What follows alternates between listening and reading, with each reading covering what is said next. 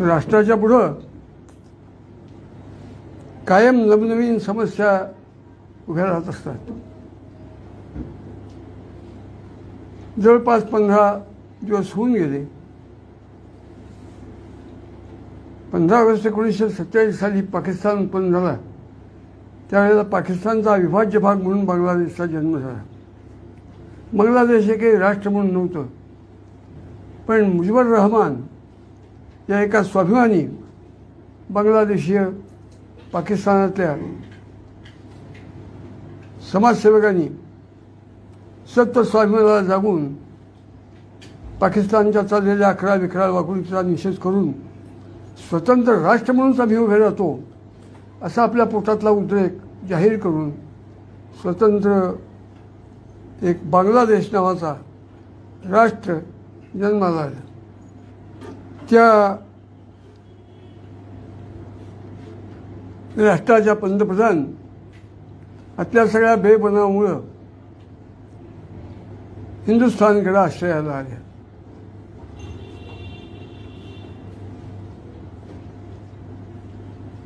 फणा काढलेल्या नागाच्या आश्रयाला काही त्याच्या फण्याची सावली चांगली पडती म्हणून एखादं बेडूक सुद्धा कधी येत नाही. त्याला कळतं की या नागाच्या फण्याच्या सावलीला पण जायला नको. त्या दुसरीकडे कुठे गेलं नाही, त्या इथंच आल्या. म्हणजे हिंदुस्थानच्या आश्रयालाच आल्या. स्वाभाविक आहे.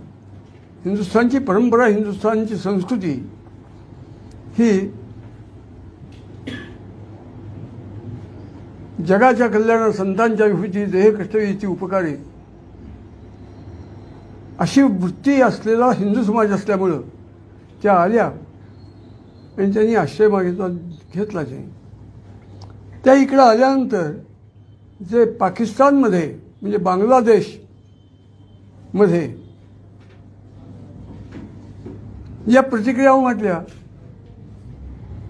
वास्तविक तिथली सैन्य आणि हसीना ना, हां, हे दोन्ही मुसलमान आहेत.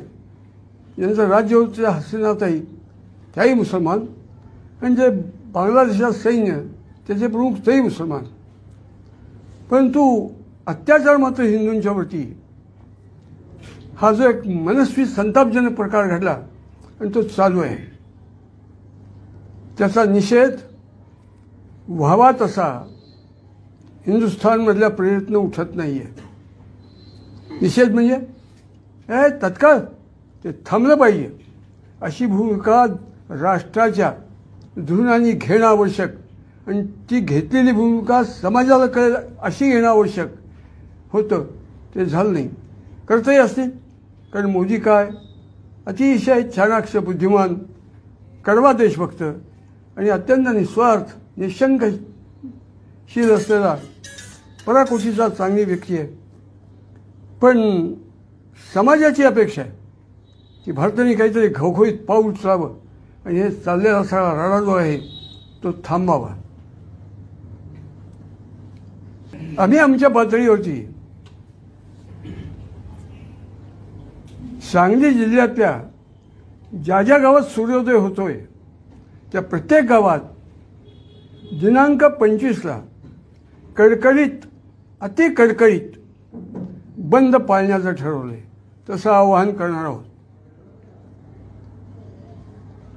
आणि महाराष्ट्रातही जिवंतपणाचे हे सखी लक्षणं, चैतन्याची खूण, देशप्रीती, तसं काही ठिकाणी बंद झालेत, पण अति अति अति टोकाचा कडवा बंद इथं पाळण्याचं ठरलेलं आहे.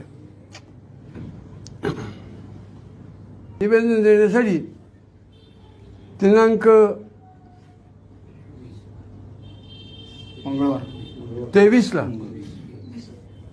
23ला जिल्हा अधिकारी म्हणजे दयानिधी महाशय यांच्याकडे जाणार आहोत. मोटरसायकलनी जाणार आहोत. सांगली जिल्ह्यात.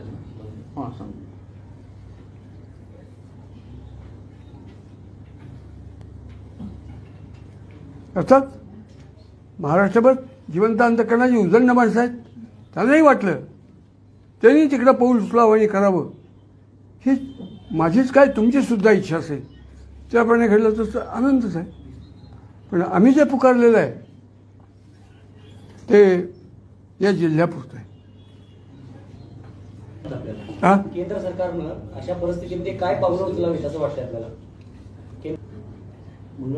अशी पावलं उचलावी की तिथं चाललेला जो नंगानाच आहे आणि हिंदूंच्यावरती अत्याचार होत आहेत ते बटन दाबल्यानंतर दिवा लागतोय आणि बटन दाबल्यानंतर दिवा बंद होतोय, तसं पटदिशी लोकांच्या लक्षात येईल अशी पावलं उचलली पाहिजेत. आणि ती उचलण्याचं कौशल्य मनोधैर्य 101% आता भारताच्या सरकारमध्ये आहे, ते त्यांनी करावं. त्यांचे सल्लागार डोवालसारखे त्यांचे जे सैनिकी राजकीय राष्ट्रीय सल्लागार आहेत अशांच्याकडनं ते घेऊ शकतात. इथल्या हिंदू बांधवांना भारतामध्ये सुरक्षितपणे आणावं अशी काय आपली मागणी आहे का? कारण तिथं आता हे ते तिथं होऊन सुरक्षित राहिले पाहिजेत. काही शंका असेल तर विचारा. स्थलांतर नको आई बांगलादेश हे स्थलांतर कसं तिथं सक्षम आहेत आपली लोक तिथं. जे त्रास देत आहेत त्यांचं स्थलांतर नाही ग्रहांतर झालं पाहिजे अशा मताचे आहोत आम्ही.